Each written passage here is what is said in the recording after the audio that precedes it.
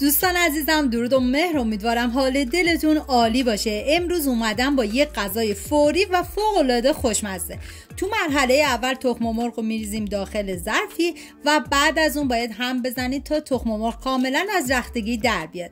اگرم دلتون یه غذای خوشمزه و لذیذ میخواد، این ترکیب جادویی رو حتما امتحان کنید که بی‌نظیره.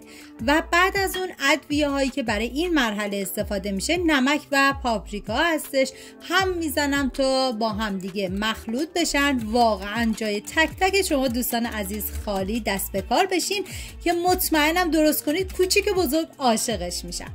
و حالا خام ترش رو بهش اضافه میکنم و بعد از اون هم میزنم تا کاملا خام ترش با تخم مرغ مخلوط و یک دست بشه.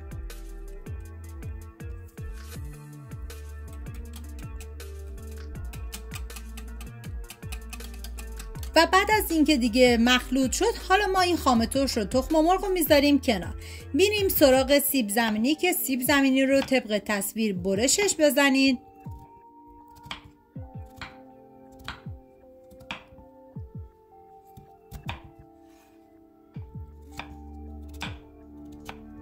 و بعد از اینکه دیگه سیب زمینی رو برش زدید، مقداری نمک روی سیب زمینی ها بریزید و سیب زمینی رو میریم که سرخش بکنید.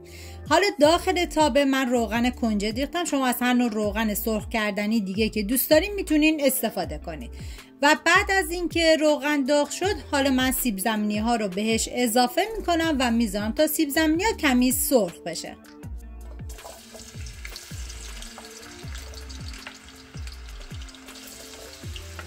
واقعا من هرچی از خوشمزگی این غذا بگم کمه و باید خودتون درست کنین و بخورین و ببینین که چقدر لذیذ بود. حالا هم میزنم و میذارم دیگه تا سیب زمینی سرخ بشه.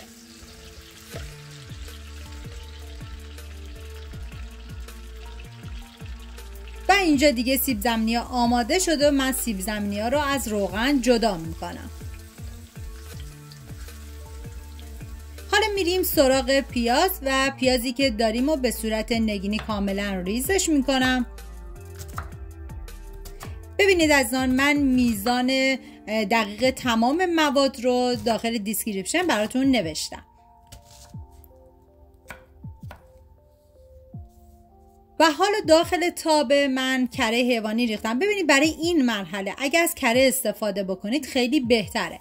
و بعد از اینکه داغ شد، من پیاز رو بهش اضافه میکنم و هم میزنم و میذارم تا پیاز کمی نرم و شیشه‌ای بشه. ببینید نیازی نیست که بخوام بذاریم پیاز کاملا سرخ بشه. و حالا ادویه هایی که برای این مرحله استفاده میشه نمک، پاپریکا و پودر گشنیز هستش.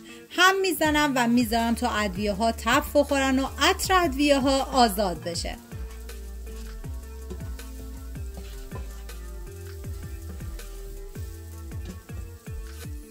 و حالا گوشت چرخ کرده‌ای که داریم به پیاز اضافه میکنیم و هم میزنیم و میذاریم تا گوشت چرخ کرده کاملا تف بخوره. من سر تابه رو به مدت 10 دقیقه گذاشتم تا گوشت کمی نرم بشه و بعد از اون سرخ بشه. حالا توی این فاصله میریم سراغ گوجه فرنگی که گوجه فرنگی رو به صورت نگینی کاملا ریزش میکنیم. ببینید شاید برای بعضی از عزیزان سوال بشه که میتونیم گوجه فرنگی رو حذف بکنیم و از رب استفاده بکنیم. اگه این کار رو نکنید بهتره، چون گوجه فرنگی تمام غذا رو خیلی خوشمزه تر میکنه. و دیگه اینجا گوشت کاملا سرخ شده و حالا من گوجه فرنگی هایی که ریز کردم و به گوشت چرخ کرده اضافه میکنم. هم میزنم تا با هم دیگه مخلوط بشن.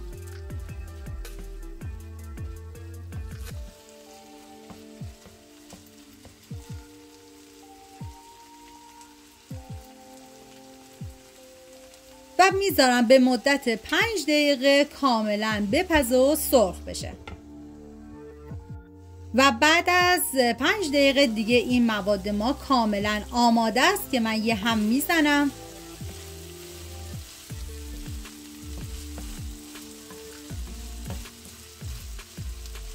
و دیگه زیر حرارت رو خاموش میکنم و میذارم تا موادم کمی خنک بشه.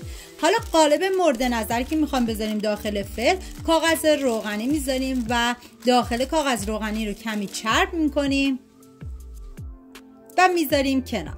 حالا سیب زمینیایی که سرخ کردیم و میریزیم داخل یه ظرفی و خام ترش و تخم مرغی که با هم دیگه مخلوط کردیم و به سیب زمینی اضافه میکنیم و هم میذاریم تا همه مواد با هم دیگه مخلوط بشن.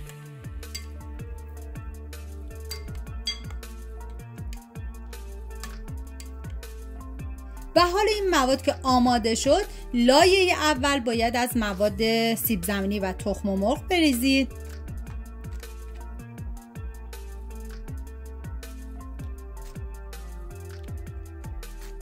واقعا یه ترکیب جادویی و فوق‌العاده خوشمزه. و حالا لایه دوم از مواد گوشتی میریزیم. ببینید زمانی هم که مواد گوشتی رو ریختید کاملا سطحش رو صاف و فشرده کنید. و لایه بعدی رو هم پنیر پیتزا میریزیم که ببینید میزان پنیر پیتزا کاملا سلیقه‌ایه، حتی میتونید از پنیر پیتزای کمتری هم استفاده بکنید. و من کاملا سطحش رو با پنیر پیتزا پر میکنم و بعد از اون کاملا فشردهش میکنم.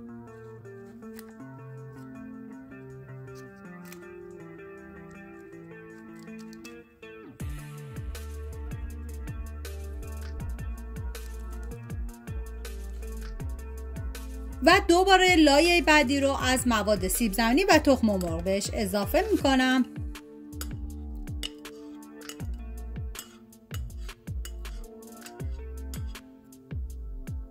و کاملا پخششون میکنم. و حالا لایه آخرم پنیر پیتزا میریزم و بعد از اون دیگه باید بذارید داخل فری که از قبل گرم شده با دمای 180 درجه به مدت 35 دقیقه تا 40 دقیقه و بعد از اون دیگه کاملا آماده است. و 3-4 دقیقه آخرم گری رو روشن میکنیم تا سطحش هم کاملا سرخ بشه. حالا من میذارم داخل فر و بعد از 35 دقیقه از فر خارج میکنم. امیدوارم از این ویدیو خوشتون اومده باشه و این غذای خوشمزه رو درست کنید و در کنار خانواده از خوردنش لذت ببرید.